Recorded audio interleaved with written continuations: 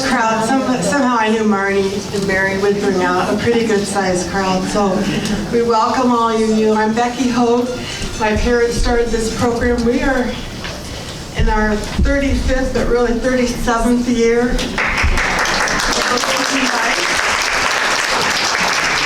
And I always give a little spiel. I have a clipboard on the back table, and if you are not on my email list and would like to be, just sign up before you leave, and I will be happy to send you a monthly reminder about what's coming up.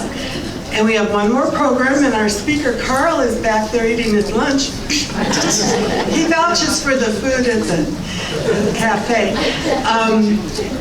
And his program is going to be on Sears houses, and I think he's going to show you there's a lot more in our community than you even realize. So looking forward to that, and then that will end our season, and we will start back up in the fall, and we will be working on that over the summer and lining up speakers. So hope you will join us next year. But right now, I'm thrilled to introduce Marnie and Mary. This is the first joint venture project, and they've already told me they're working on the next ones, so that is exciting. And Marnie has been here for 2 of her previous books, and I've known her many years. We were Batavia music parents and theater parents a few years ago. Our kids, Mike coached her sons, so we've known each other a long time, but we're just thrilled to have her ongoing participation in Books Between Bites and her keeping busy writing books she can tell us about. So, and Mary, I've known of or have met through all the art things. I was involved in Art in Your Eye, and before that years ago, so it's just a real treat to have both of them here today. I'll get off, and we're happy to have them come up and tell about their new book.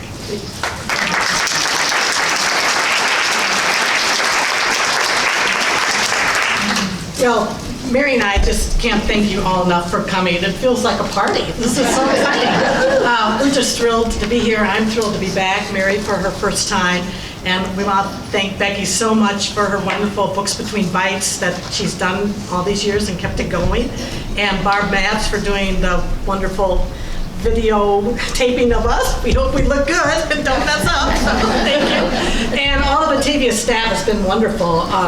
Kristen for publicity, and Andrew for his wonderful calming our nerves on the technology back there. Kathy and Felix for setting up. And I want to thank especially Gary King, who helped Mary and I put our PowerPoint together and added some fun touches. So we were really grateful for all that help, and especially for seeing all of you today. It just really warms our heart. So Mary and I thought we would do a little, give us little backstories of our writing and our artistic journey. So I'll tell you a little bit about mine. Mary will tell you a little bit about hers, and then how we happen to merge together to create the Woodpecker Song. And then we are happy to answer your questions, and of course we have books if you'd like some for gifts or yourself. We'd be happy to sign them. So some of you have heard my book talk before, so I hope that maybe you don't remember, and the rest of you, it'll be new information. So bear with me, and how did my writing journey begin? Well, as most writers will tell you, those of us who like to write also love to read. And I always loved to read as a child. And 2 of my favorite memories are I grew up in Aurora, taking the bus by myself when I was 10 years old down to the Aurora Public Library, and the second floor was like a glass brick floor that was lit from underneath. And I would sit between the bookshelves and pull out books to read and discover the joy of literature. And the second memory that I loved was the bookmobile. Maybe some of you remember the bookmobile that would come around to our local schools and every week or two, and the joy of going to that little magic kingdom and finding a good book to read. So I wanted to share that love of reading, and so I became an English teacher. And my first job, teaching job, was here where the original Batavia Junior High School was for many, many years. And some of my colleagues are here today, which is so wonderful. And maybe one or two students I see in the audience. And anyway, that was a joyous time. My room was up on the northeast corner of the building overlooking the river. And I still go there now, and the library is where the chairs and the tables, lounge chairs are. So it holds a lot of, I've written and edited there, it holds a lot of special memories, this whole space and this wonderful library. So I eventually left teaching to take a leave of absence to raise my 3 sons. And when they were launched into grade school, I took a chance at freelance writing with the Chicago Tribune. And so I mostly did human interest stories, such as the craze of collecting baseball cards back in the day, or interviewing mountain climbers from the Midwest to climb the highest peaks in the world. They call themselves flatlanders. Or pilots who were restoring World War II airplanes and flying them in the area. So I loved the stories. I loved meeting the people. I loved interviewing, and I did that for quite a few years. But I always felt that maybe I had a story to tell. And the story that kept pulling at me was about our family's little log cabin in northern Wisconsin that we've had in the family for 95 years, which is kind of amazing. And my mother would wake my 4 siblings and myself up at the crack of dawn out of our warm bed and, insist that we go down to see the sunrise. Of course, we hated doing that, but once we got down to the lake, the sunrise was glorious. And of course, as a mother, what did I do? The same thing with my sons. And then they as well are doing it with their children. So this story kept pulling at me, and so I wrote it, I called it Passing the Torch. And I sent it out in a gamble, and luckily it was picked up and published by the Detroit Free Press Sunday Magazine with a beautiful illustration, and I was just thrilled. And so I kind of switched gears a little bit and started to write more personal essays. And they began to appear in Christian Science Monitor, Reader's Digest, Chicken Soup for the Soul, the Chicago Tribune Magazine, and eventually I ended up with my own column, Glimpses of Life, in the Daily Herald. And I loved writing those essays, but the one that kept pulling me back was the one about passing the torch. And I wondered if there was more to that story, to that Northwood story, because I had begun to notice that things were changing quickly, rapidly in the 1970s. Kind of an air was disappearing. The old log cabins were being torn down. The resorts were disappearing or turning into condos. The old rowboats with the 5-horse motor powers were no more. Jet skis came in with a sound that changed the ambiance of the lake, the bigger boats. And so I set about to try to capture more of that air, a time when all that was needed were the basics in the boat. And it took me several years to do it, but eventually I came out with Return to Wake Robin, my first book, One Cabin in the Heyday of Northwood's Resorts.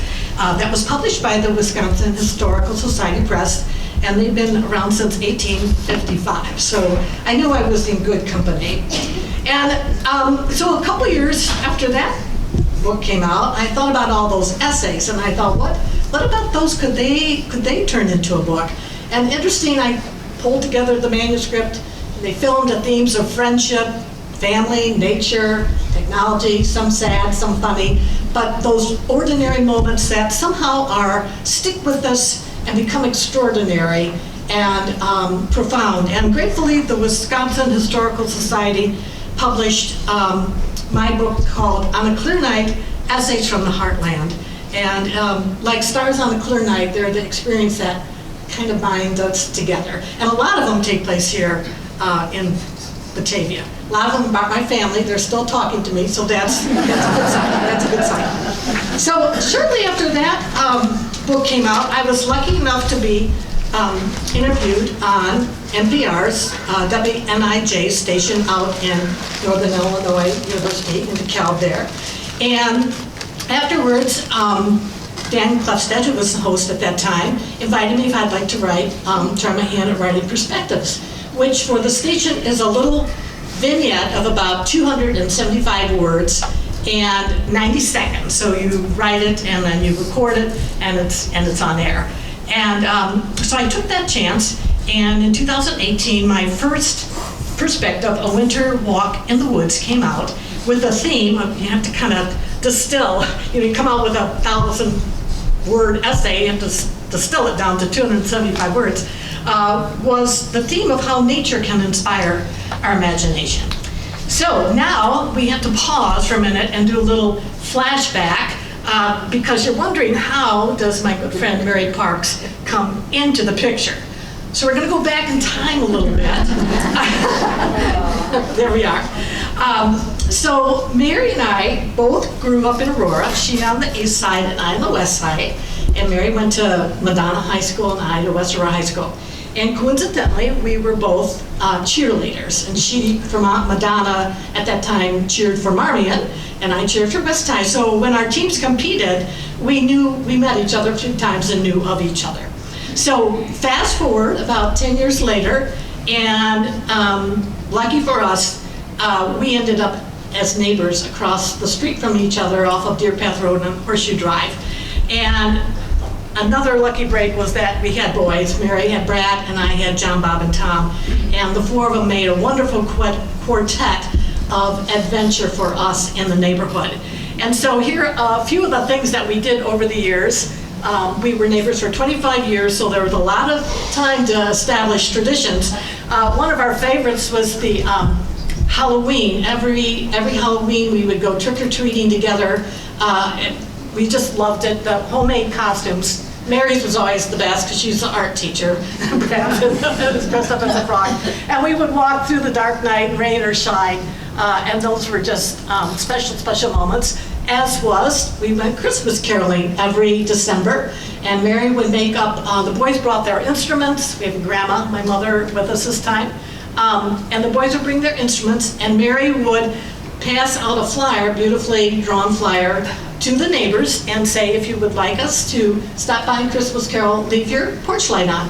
So you can imagine the joy when we stepped out in the dark night and our street was lined with porch lights waiting for us to come. One of our favorites was the Thielens to stop by, and Helen's here with us today. So those are special memories, and as you can see, we took them to the zoo, to the art museum, of course,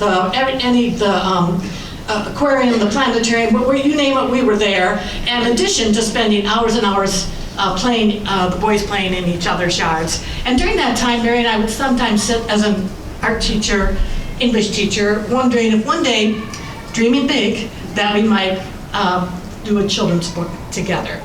So flash back now to 2018, to that first perspective, A Winter Walk in the Woods. And in 2019, I just felt it kept calling to me the need to get children out into nature, to experience the wonder, the awe of nature, the beauty, how it can inspire us, our imaginations, to get outside more, away from the screens.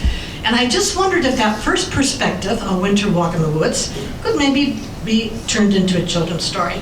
So I asked my dear friend Mary if she would like to take a chance with me. I didn't know where it would go or what would happen, and illustrate it.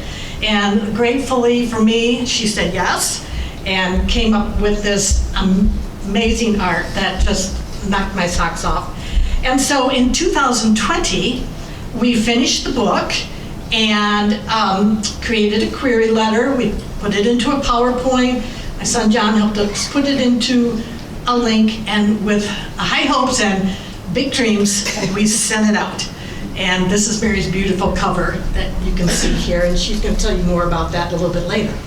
Well, as you can imagine, 2020, not a good year to be trying to publish a book. Because of the pandemic, the publishing business was in a lot of turmoil, as of course many other institutions and businesses were. And it changed the whole business, the whole publishing business. There were staff shortages, money shortages, paper shortages, and delivery problems. And so it was just a very difficult time to we're trying to sell our book to a traditional publisher. We did this for 3 years, and I want to share a little bit of the query, which is basically our sales pitch to kind of give you an idea of what we were trying to sell. So this is a little bit part of our letter that we sent to traditional publishers. And by the way, Wisconsin Historical Society Press loved it, but it's really not history-based, so I couldn't go back to them. So here's what we said. Seeking to open a child's heart and mind to the creative power of observation in the natural world, the Woodpecker Song is the story of a child's hike down a snowy forest road and the surprise life message a woodpecker's tapping inspires. In an era when a child's environment is increasingly in front of electronic screens, the calming influence of nature is ever more important for a child to discover and enjoy. In addition, because our Northern American bird population is in serious decline, there is no better time for children to learn about the wonder of birds. It is our hope that the Woodpecker Song will inspire both children and adults to go outside and share a nature journey together. What's not to like about that, right?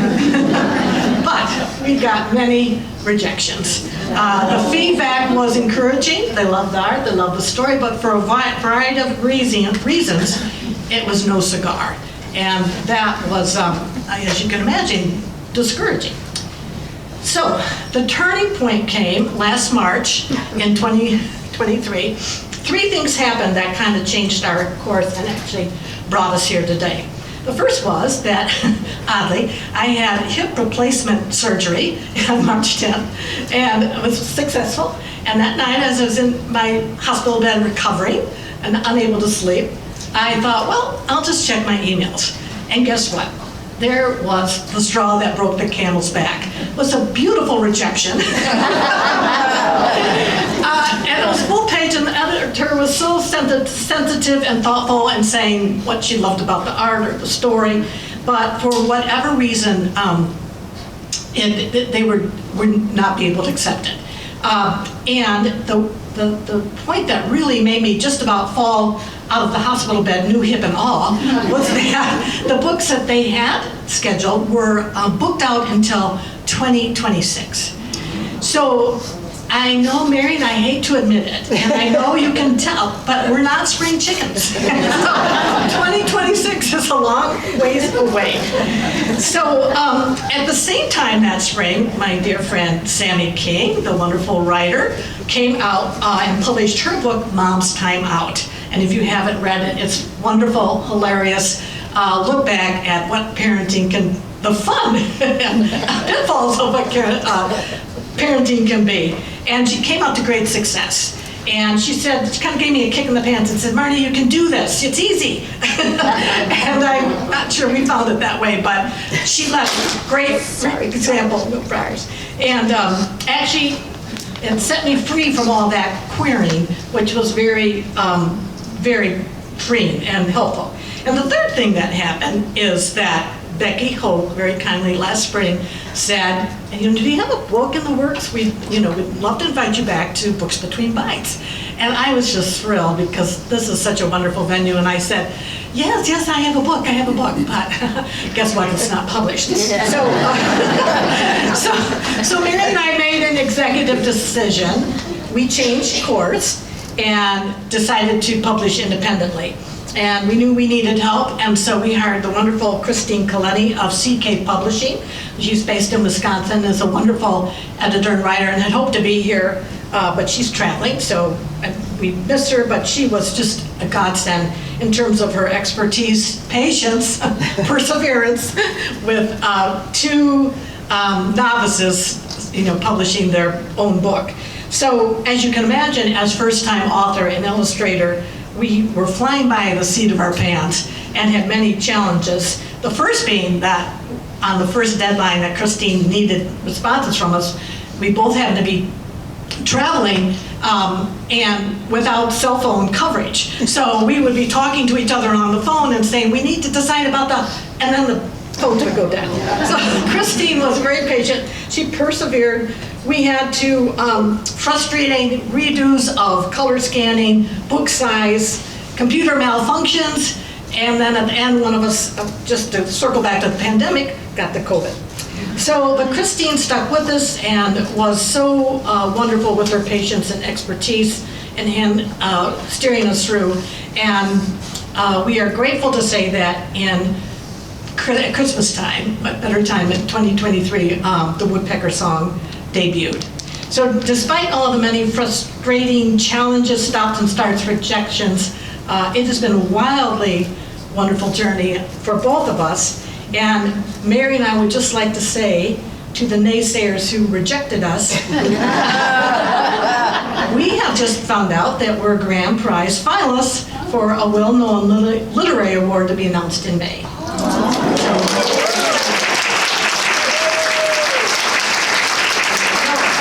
Thank you so much. Enough about me. You want to hear the artist story and how she got to be where she did and all the wonderful work that she has done. Okay.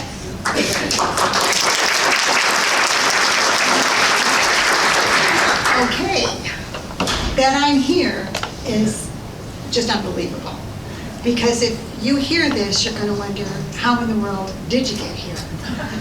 So I want to say that my careers were made possible by opportunities that other people saw in me that I was totally unaware of. The opportunities always came before I had the knowledge to make them happen, and you'll kind of understand that when I tell you. I got the opportunity, and then I had to figure out how to do it. I'm going to start real early on. I went to St. Michael's School. It was a very small parochial school in Aurora. There were 3 teachers. Oh, I wanted to say this first. The building was really big. We only took up 3 classrooms in that big building. There were 3 teachers that taught grades 1, 2, 3 in one room, 4, 5 in another room, and 6, 7, and 8 in the next room. That's how old I am. I went to that small of a school. My mother went there, and it was bigger then, but that's what happened. So there were 3 teachers, and they taught reading, writing, math, language arts, social studies, and science every day to every student. So they switched places, we sat still, and we got all of these things. Now, music and art, they had no time for that. For music, it was pretty easy because we had a children's choir, so that was a voluntary thing you could do. I took piano during those days, so I was doing some early, what's that called? Accompanying, okay? I was doing that. Now, art. Art at this school were handouts. We'd get a coloring sheet of the Nina, the Pinta, the Santa on Columbus Day, the Nativity every Christmas. You get the idea of what art was. Now, it was a big deal if we had a project to draw the sun and all the planets. That was a big art project for me. You see, why I'm here today is pretty amazing. I went on from there. Oh, there was something I wanted to mention. This is a side thing. When I was doing this, I was imagining me at that age, and I was imagining Marnie at that age. I'd seen a picture of Marnie when she was in Wisconsin at the cabin home, and that picture was her cracking open this book, Facing book. And I was wondering, does Marnie love cracking open a new book as much as I loved the smell and the sharp points of a new box of crayons? So those days were kind of different. I went to Madonna High School, as she mentioned. It's an all-girls parochial school.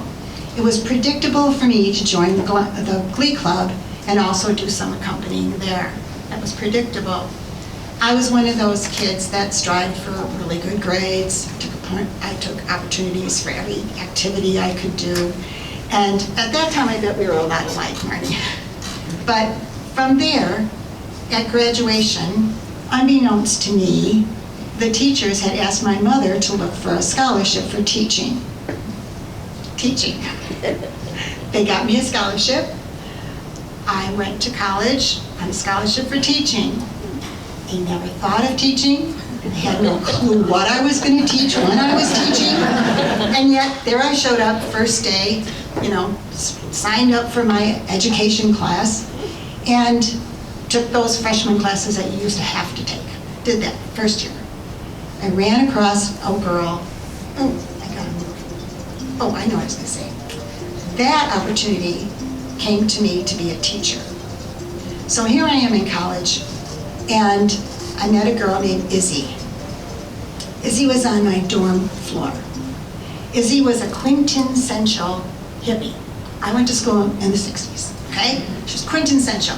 The John Lennon glasses, the great big pants, the big shirts, and always wore a rag on her head. And I would go by her, and I was just so intrigued with what she was doing. She was an art major. I ended up going in there constantly, learning all about everything that I didn't have a clue of. We one time took a train, and she took me to the Arts Institute for the very first time. This was a whole new world for me. So I went on. She introduced me to Dr. Carmen Armstrong, who at that time was the head of the art department at my college, and also head of the state art program. So here I'm meeting this woman, and she asked me for a portfolio. I told her I never took an art class in my life, and she couldn't understand why I was even talking to her. But, so I told her that I could do that if I had an opportunity. She signed me up at the college for 4 classes of art, and it was in the summer school, which meant I had to go 5 days a week, 4 classes, to get this portfolio put together. I was in heaven. It wasn't work to me at all. I walked in with my portfolio. She had talked to some of my professors, and they had said, let her go, let her in. So she did. She let me in. And those 2 were the ones who gave me an opportunity to be an art teacher. Not just a teacher, now I was going to be an art teacher. So there you go. I'm going to head over 40 years later with the end of all of my teaching careers. I realized that I had taught every grade from K to 13.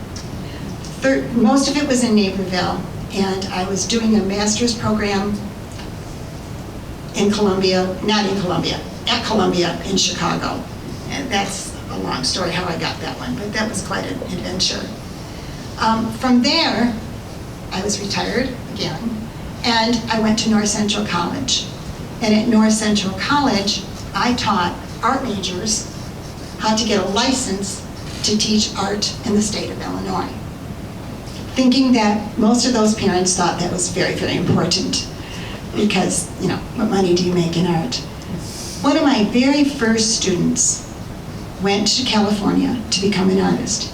He came home with a wife and a child, and he applied at North Central College to be a professor.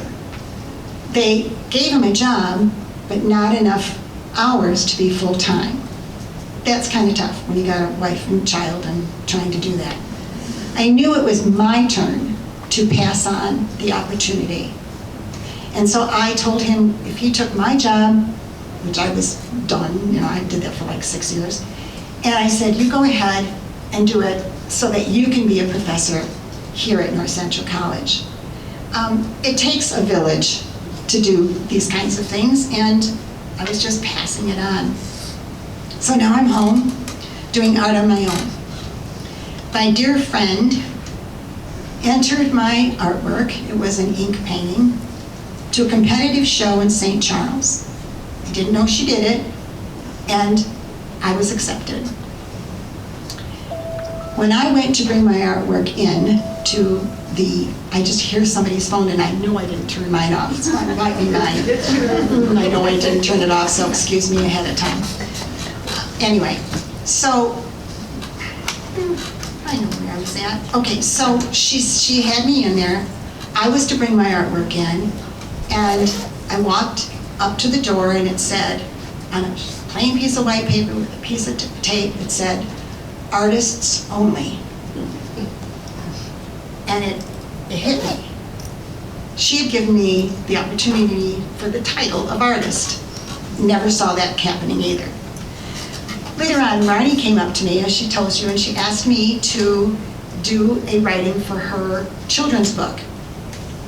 I was an illustrator of sorts, because I had done 2 cookbooks, but those were just ink drawings of food and utensils and things like that. And I had also written for 4 years for the Art Illustrator magazine, and I did lesson plans and illustrations there. There's a big difference here, changing from everything I had done to do what Marnie asked me to do. It's said that a picture is worth 1,000 words. Everybody's heard that. Art is a visual communicator. I do the art. The people who see my art, they bring the words to the art. Now, illustrating a book, I have to use somebody else's words, and I do the art from their words. There's a huge difference in being an art teacher, an artist, an illustrator, and a book illustrator. I'm going to read this because I want to get it right. I looked it up. The responsibility of a book illustrator is to visualize the words of an author and for the viewer exclusively, enough so that they want to turn the page. So that's what now I was facing. It wasn't mine, it was mine and Marnie's. I know that doesn't sound scary, but it is. Okay, Marnie gave me carte blanche, 50-50. Anything you want to do, we're in this 50-50, anything you want to do. I'm going to read these two because I don't want to miss one. Okay, that left me with a ton of choices. First thing you have to think about is style. What style does this book, to her words, give me? Is it realistic? Would I do abstract, cartoon, contemporary, traditional? The list goes on. I personally do my artwork with kind of a mixture of them all.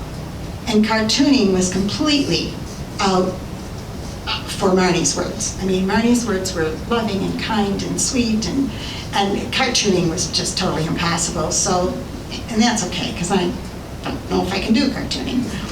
Anyway, so the next one was medium. All the different kinds of paints. Color pencil, ink, marker. Even, I thought of crayon, you know, it's a children's book. All of these different mediums that I had to choose from, I picked torn paper. Okay. I loved collage, and I knew that that would be something that I think kids would like. There's an interesting fact about this piece. Caldecott Award, and I think you all know what that is, okay? Caldecott Award is given for the best artwork of the year. And the Caldecott Award doesn't include, has never included photography. And it made me realize when I read that, I don't even think it's including ceramics, or I don't think it's even including, certainly not yet, digital art. So that whole field is start changing right in front of our eyes. And I'm kind of glad that I got my torn paper one in before that came to popular. I did good. The next thing is you have to pick nationality and gender. I wanted to make it as universal as possible. I wanted to make the skin tone even colored so it can go a whole bunch of different ways. And the clothes, I think, look a little bit like a boy. It's up there, right? But girls can wear blue jackets too, right? Okay. So that was kind of happened when we were talking about our boys in this book. So that's kind of where that came from. An important one for a whole book is the mood. What is the mood of this book going to be? And certainly I threw out cartooning, okay, a long time ago. But the mood for Marnie's book, for these children, needs to be playful, innocent, and safe. So that was the mood I wanted to put in this whole book. So I made the bird, made the cover, and I made one example. I took it to Marnie because remember we were 50-50. And I wanted Marnie to love the artwork as much as I loved her words. So when I got the red light to go, no, green light to go, she never gave me a red light, I said. When I got the green light to go, I realized that Marnie gave me the opportunity to now do another career, and that was book illustrator. In conclusion, the message in Marnie's words are to dream big.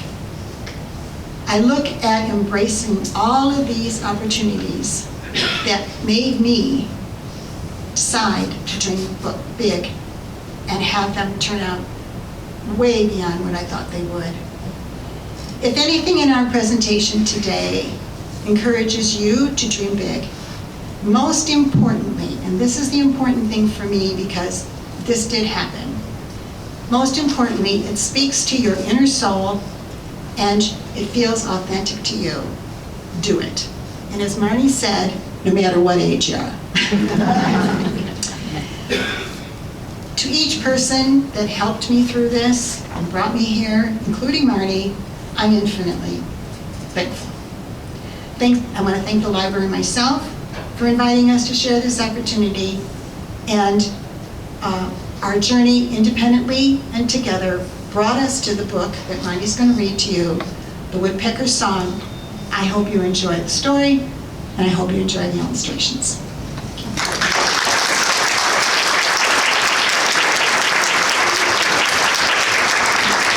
All right, now this is the part you've all been waiting for.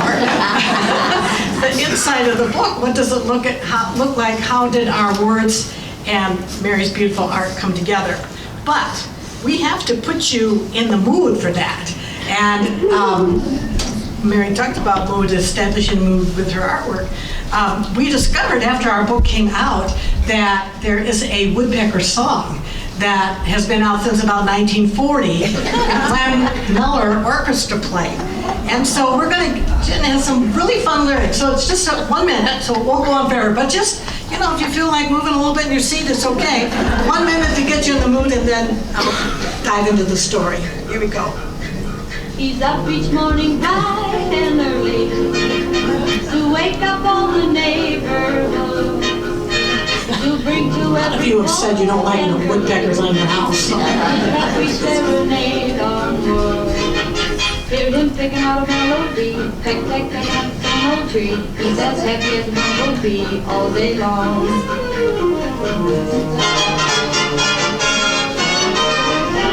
Come on and try that rhythm. Makes you want to dance, doesn't it? Just let your heart beat with them. And when you hear that tick, tick, tick, tick, tick, tick, tick, tick, tick, tick, sing right along. To serenade your lady, just find a tree that's shady and listen to that tick, tick, tick, tick, tick, tick, happy little woodpecker song. There you go. All right. I couldn't resist. You'll be singing that the whole rest of the day, I promise you. Yeah. So here's our story and Mary's beautiful paper collage art. The morning's pale lemony light colors the winter's woods against an aqua sky. Short, snow-covered evergreens stand like so many snowmen under the bare arch of larger forest trees. Stillness and silence prevail. Bundled up in long underwear and down-filled outerwear, I hike an isolated forest road at -8 degrees. There are no people, no cars, no noise.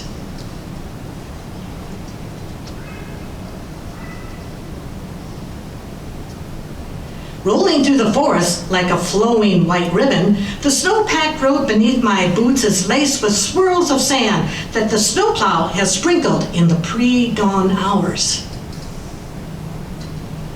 Like a forest fairy on a mission.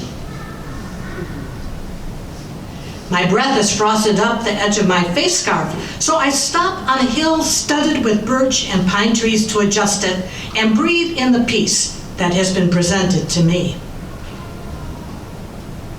I am utterly alone. At least, I think I am, until my eyes catch the flicker of a winged shadow high against the white bark of a birch tree. I stand motionless. Slowly, the shadow circles the tree and shows itself as a hairy woodpecker, its black and white feathers and red-capped head a breath of beauty in this frozen arena. Full of vim and vigor, his rat-a-tat-tat against a tree sounds surprisingly like a message in Morse code. What could he be saying, I wonder?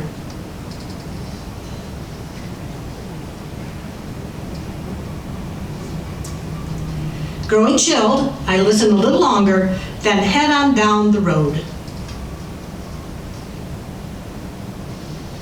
Start small, the woodpecker's drumming seems to call out to my retreating back. Dream big, echoes the forest.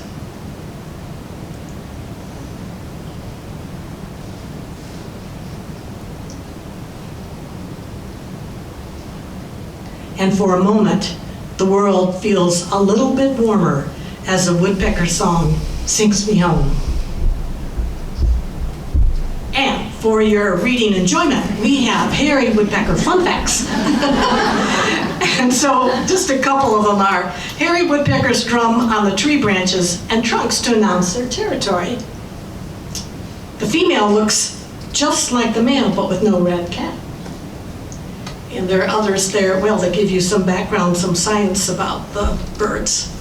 And then, for the reader and the child, some discussion questions. You can tell we were both teachers. So can you describe your own small and big dreams? How do the pictures tell the story? Listen for a bird singing. What might it be saying to you? And there are more. And as some of you know, and my dear husband, our impromptu business manager, passed out some note cards for you today. The Woodpecker Song is, we're happy to announce, the first in a series in finding wisdom in nature. So we're carrying on with that theme. And our next book is Walking with Wolves, which is about facing fear. And Mary just finished her first piece of art for that. And this is a little bit of a soundtrack to get you in the mood as well.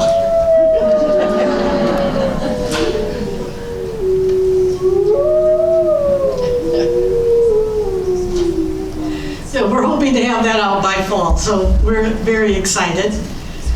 And so we want to conclude just by thanking you so much again. If you have any questions, we're both here to answer them. We will have books. And anybody have any questions for Mary or for me that you'd like to ask? Yes? What was the name of the woodpecker song you played? The Woodpecker Song. If you Google it, it'll pop up. Yeah. Mm-hmm. Yeah. I noticed the notes on the pages because I got the book beforehand. Is that because you're both musicians? Because I wondered, was he hearing a song in the woodpecker, or what brought the notes on the page? Oh, here, Mary, come on up here. Don't know.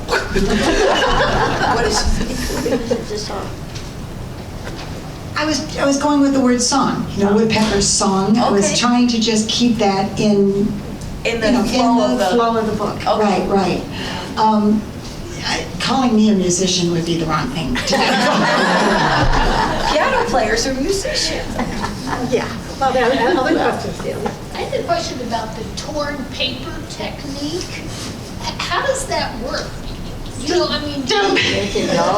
It's as childlike as it sounds. I mean, I just tore the paper. That's simply it. Now, one time, it depends. You tear it one way if you want to have a white edge, and then you tear it the other way if you don't. So there's kinds of things like that.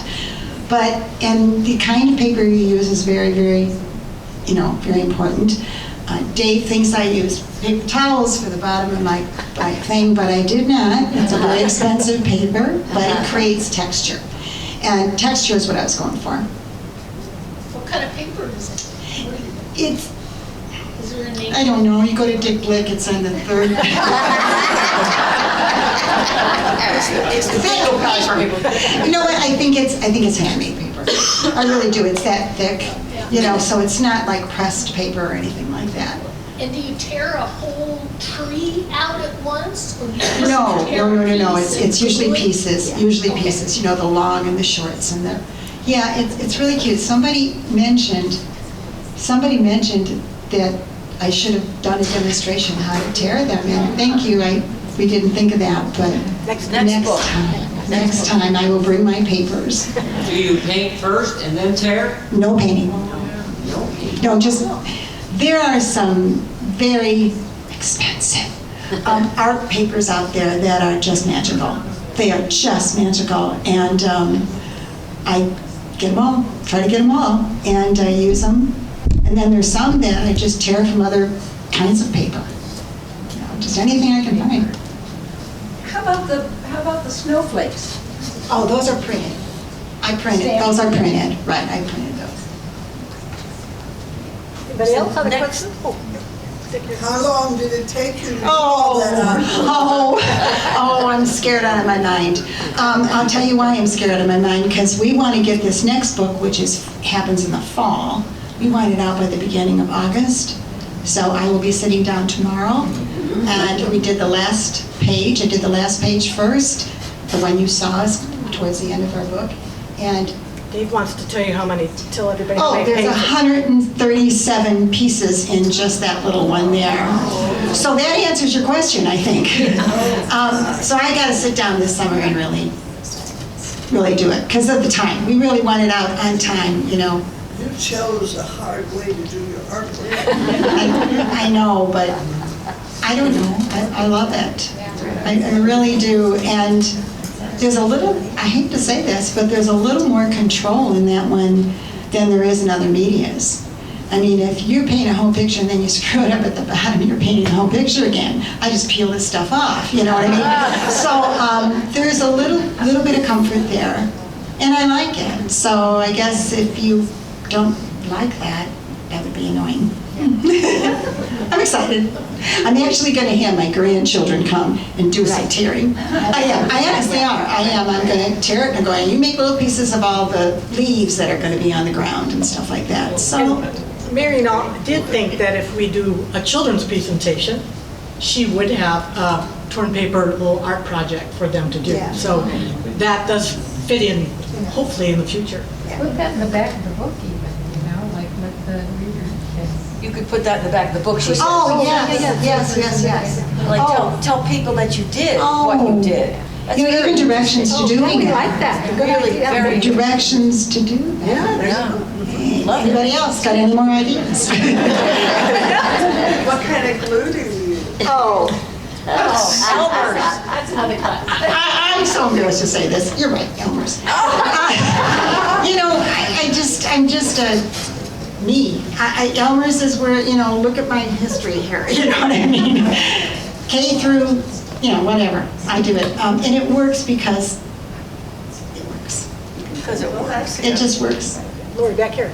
Hi, how did you two collaborate together? So you wrote the story first, and then Mary did the art. Did you edit the art? Did you say, no, Mary, I don't like that, or? Would you edit her art? No. No, I just fell off my chair. I'm a nice person. You can. I wrote the story. We looked it over together. We kind of broke it up into segments together in terms of how we thought pages, and Mary adjusted that a little bit more with her art. But no, my heart was, be still my heart when I saw each and every page that she did. And just what she saw in my words was magical. I just was so grateful. Yeah, so grateful. Carte blanche. She gave me carte blanche. That is, you know, a big commitment on my part. The writing to me is very poetic, and some of the language that you used is a little higher level than a very small child. And I just wondered if you kind of had an age in mind, in other words, for a read-to book, in other words, you're going to read to the child, versus the child's going to read it to himself or herself and be able to discuss it. What were you thinking in terms of that? Well, we had one of the decisions we had to make was what age group would this be for, and we thought it could be for around ages 2 to 10. So if you were 2, you could be 2, 3, 4. You could be read to 5, 6, 7, 8. Maybe you were starting to read, and the vocabulary is a little bit more challenging. As my dear friend Marnie Jakubowski, a wonderful teacher, year-long teacher, pointed out to me, that is how children learn. new vocabulary. And even though it might be a little bit more advanced, I did try to, I hope there is poetry in it. I hope that does speak to children. And I hope they learn new words and have appreciation for the beauty of words. Yep, that's good. A lot of the people who sent rejection letters to us did comment on the juxtaposition of her words in my art. I made it as plain as I could possibly be to make it in juxtaposition to the words that she had. They were very favorable in actually giving literature to little children. Should we tell them about the book that we saw our book next to? You can tell them. On the which one? Well, so one of the things we've been doing is getting our is getting the word out about our book. And so I was up in Wisconsin just a month or so ago, and was lucky to have our book placed at the up at the Apostle Islands in the Northern Great Lakes Visitor Center. So if you're ever up that way in the Bayfield area, it's in this beautiful visitor center. So my brother happened to be up in the area not too long ago and took a picture of the children's book section at the visitor center. And there's our book center, and next to it is a very attractive book called Poop in the Forest. So that's our competition. Juxtaposition. Other questions? Anybody else? Other questions? I am going through some of my old readers. I have a collection. And the introduction to one talks about just what you were talking about, the bigger words. And it said not to shy away from them. That's the way the children are. Thank you. It's wonderful to have that affirmation. Yes. Mary, how do you transfer a decoupage to a book? Like, do you take a picture of that? Is that too long of a discussion? But That took as long as making them, I tell you. It really did. That was difficult. That was real difficult. I got it down now, though. I got it down with printers. You have to get a printer who can, I used a printer that does this, okay? He's in Naperville. He was wonderful with me. And he actually let me sit down in this great big thing and kind of twitch, you know, the brightnesses and the dullnesses and things like that, because that's time consuming. That's real time consuming, but he's a buddy, and I will go back and do some more of that twitching. In the book, it really Thank is. you, Yeah, thank it you. really is. Thank you very much. It's interesting that the artwork, the original artwork, is very different than the book. And you can see that when you look at the book. It's got a lot to do with the paper that the publisher uses. The saturation changes the colors. And where I have it hopefully popping, you know, the red popping, if you use a paper that saturates, it gets a lot of saturation, that kind of dulls it out a little bit. So, yeah, it's. I never would have guessed reading I it. hope you get a chance to see this, the original here, and the detail that's there. And I think Mary is saying when it's then scanned and then printed, some of that gets a little lost in the transfer.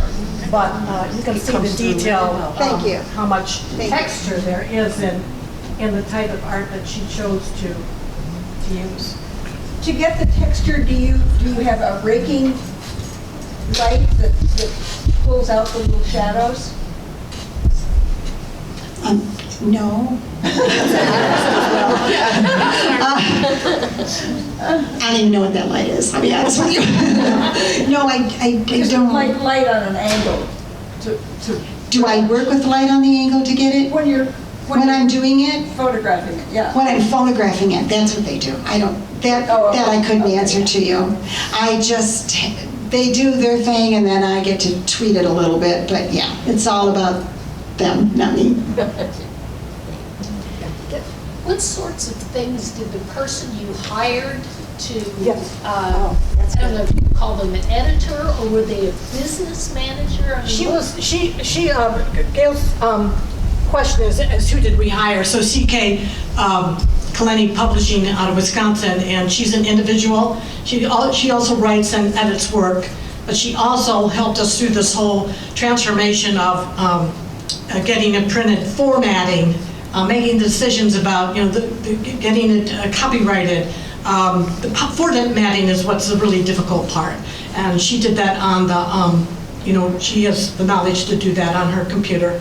And Mary and I knew we could learn it, but like we said, we're not spring chickens and we didn't want to take the time to do that. We want to get on to the next book. So we did hire her, and it's just been a wonderful adventure to spring us forward here to this moment and to do the next one. She will also help us do the next one. So all that technical computer, it's all of that, writing, editing, computer, business, and she steered us through with a lot of patience and perseverance. Anybody? Is there a proper, I'm not sure my word, proper or limit on the number of pages for a child's book? That's a great question, because we did everything wrong. We started out backwards by the seat of our pants. Wrote the story, then did the art.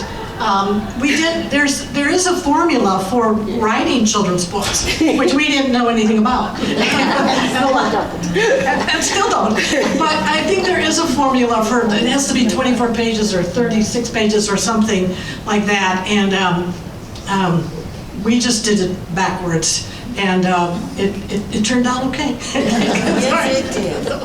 It shows you can break the mold, yeah. But the suggestion of giving instructions adds another page, so thank you who gave that to me.